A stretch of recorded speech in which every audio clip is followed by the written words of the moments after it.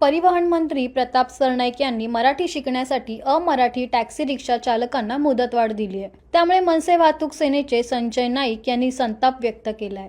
15 वर्षापासून मराठी शिकले नाही ते आता काय शिकणार असा सवाल संजय नाईक यांनी उपस्थित केलाय। पाहूया।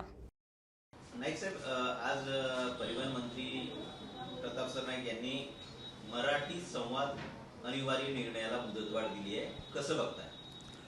असं म्हणा की झोपी गेलेला कुंभकर्ण जागा झाला होता। परत त्याने 15 ऑगस्टपर्यंत त्याला झोपण्याची मुदत वाढवून घेतली।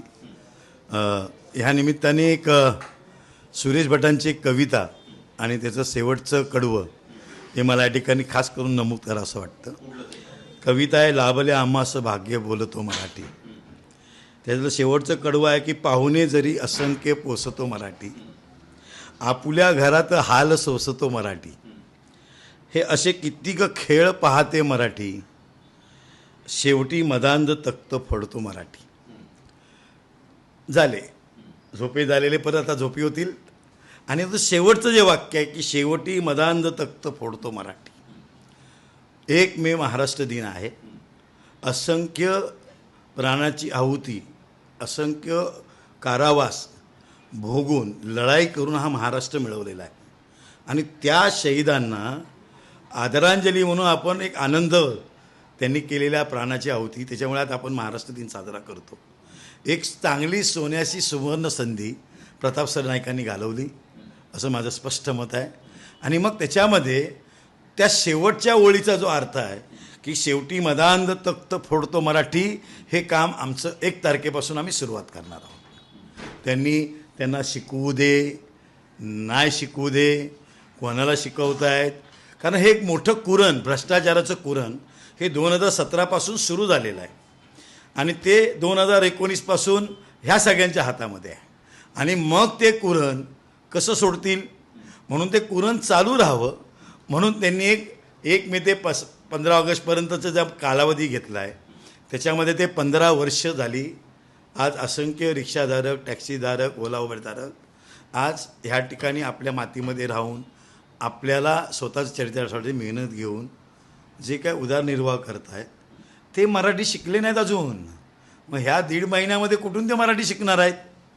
म्हणून माझी ह्या परिवहन खात्याच्या अधिकाऱ्यांवरती कुठचाही विश्वास नाही। त्या ज्या काही टेस्ट होतील, ज्या काही इंटरव्ह्यू होतील, ज्या काही मुलाखती होतील, त्यांची परीक्षा घेतली नाही, ती ऑनलाईन कॅमेरा झाली पाहिजे। नाहीतर ज्या पद्धतीने परमिट घेताना 15 वर्षाची अट असते, त्या 15 वर्षाच्या अटीचे खोटे दाखले जिल्हाधिकाऱ्यांकडे दिले, जिल्हाधिकाऱ्यांकडून दिले गेले, त्याचे 30-30 हजार रुपये घेतले जातात। मराठी बोलता आलं पाहिजे म्हणून तो बॅच दिला जातो, त्यासाठी 15,000 रुपये दिले जातात। असं हा खूप मोठं कुरण हे बंद करू शकणार नाहीत। म्हणूनच माझी त्यांना विनंती आहे की तुम्ही काय करता याच्यापेक्षा महाराष्ट्र नवनिर्माण वाहतूक सेना आणि महाराष्ट्र नवनिर्माण सेनेतर्फे 1 मे महाराष्ट्र दिनापासून माझी तमाम महाराष्ट्रातील सगळ्या मराठी माणसांना माझी विनंती आहे की आपण आपल्यापासून समोरच्या येणाऱ्या प्रत्येक मराठी माणसाबरोबर, कुठचाही परप्रांतीयाबरोबर आपण मराठीपासून बोलायला सुरुवात करूया। समोरून काय बोलतो, कसं बोलतो ह्याचे व्हिडिओ तुम्ही थेट आमच्यापर्यंत पाठवा। जो घमेंडी असेल त्याला 1 मेपासूनच मनसेच्या स्टाईलमध्ये त्याला त्या ठिकाणी उत्तर दिलं जाईल, हे मात्र मी निश्चित या ठिकाणी सांगतो। नाईक साहेब, तुम्ही वारंवार भ्रष्टाचाराचं धोरण यावरती जोर देत आहे, काय याच्यामध्ये काय लॉजिक आहे, काय थोडं सविस्तर सांगा साहेब। जर मला गाडी चालवायची आहे, प्रवासी गाडी चालवायची आहे, तर प्रवासी गाडीच्या नियमाला 24च्या अंतर्गत, मोटर वाहन कायद्याच्या अंतर्गत मला मराठीचं ज्ञान असणं, ज्याला आता नवीन नाव दिलं आहे की जुजबी ज्ञान असणं, जुजबी, ठीक आहे, मी जुजबी पकडतो, जुजबी ज्ञान असणं गरजेचं आहे। मग त्याला बॅच दिला जातो, त्यानंतर त्याला कुठची गाडी घ्यायची आहे याचा तो अर्ज करतो आणि त्याच्यासाठी तो परिवहन खात्याकडनं जिल्हाधिकाऱ्यांकडे त्याचा फॉर्म पाठवला जातो आणि त्याचा 15 वर्षाचा वास्तव्याचा दाखला मिळाल्यानंतर त्याला गाडीचं परमिट दिलं जातं, मग तो गाडी घेतो।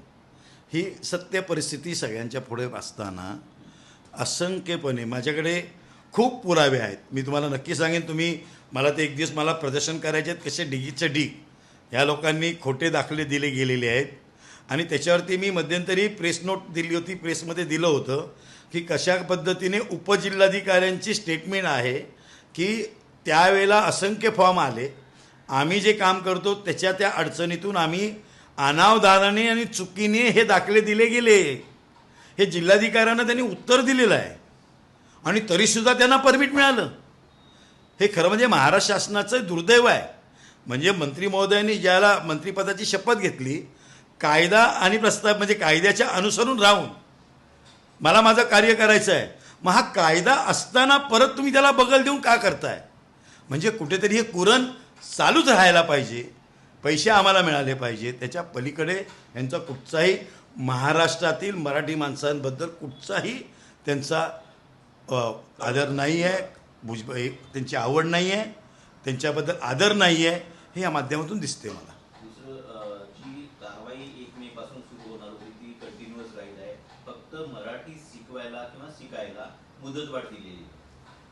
मी मागापासून तेच सांगतो ना साहेब की गेल्या 15 वर्षापासून मी एक साधारण आपण धरू एक 6 महिन्यामध्ये ज्यांनी नवीन परमिट घेतले असं धरा, त्यांना शिकवणं गरजेचं आहे.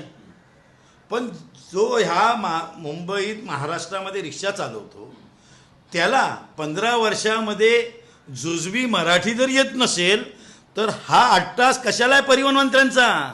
एकतर ते ह्या प्रकरणातला भ्रष्टाचार हा उघड होऊ नये ह्यासाठी ते प्रयत्न करतायत. माझा आजही विश्वास नाही त्या परिवहन खात्याच्या अधिकाऱ्यांवरती. रवी गायकवाड साहेबांच्या हाताखाली दिले आहेत त्यांना. माझा रवी गायकवाड साहेबांना विनंती आहे की ऑनलाईन कॅमेरा ह्या सगळ्यांची रेकॉर्डिंग ही आमची मागणी आहे. नंतर परत एकदा ह्यांच्या माध्यमातून नवीन कुरण मराठी बोलायचं हे पुन्हा एकदा त्यांच्या त्या खात्यासाठी निर्माण होईल.